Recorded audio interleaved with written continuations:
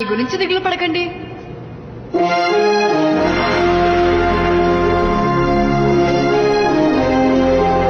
నేనున్నాను కదా బాబాయ్ గారు.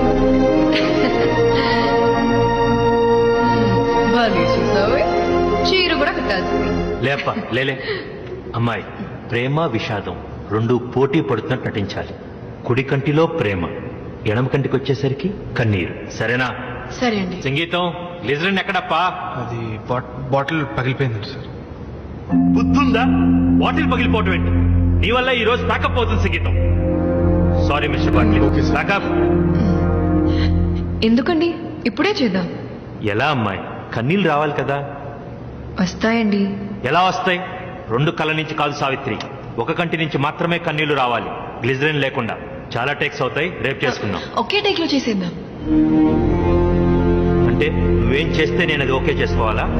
నన్ను నమ్మండి. అతి నమ్మకం పనికిరాదమ్మాయి. సావిత్రి, సింగిల్ టేక్ లో ఓకే కాకపోతే అందరి ముందు నువ్వు కెమెరా క్షమాపణ చెప్పాలి. సరేనా? అలాగేనండి. రెండు కళ్ళ నుంచి కాదమ్మాయి, ఒక కంటి నుంచి మాత్రమే కొన్ని కన్నీటి బొట్లు రావాలి.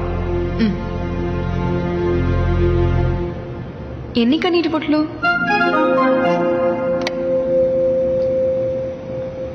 ఎన్నంటే అన్నొస్తాయా?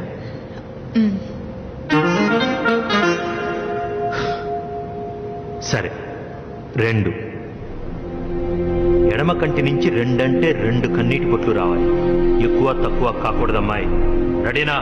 Queue sound, roll camera, action.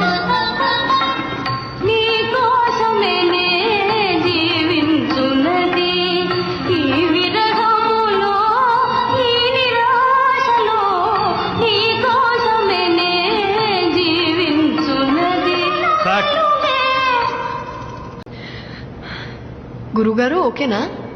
లేక ఇంకొకటి చేద్దామా? ఏంటి గురుగారు? ఇంకో 10 తరాల తర్వాత కూడా తెలుగు సినిమా నటి ప్రస్తావన వస్తే ముందుగా నీ పేరే తలుచుకుంటారు తల్లి.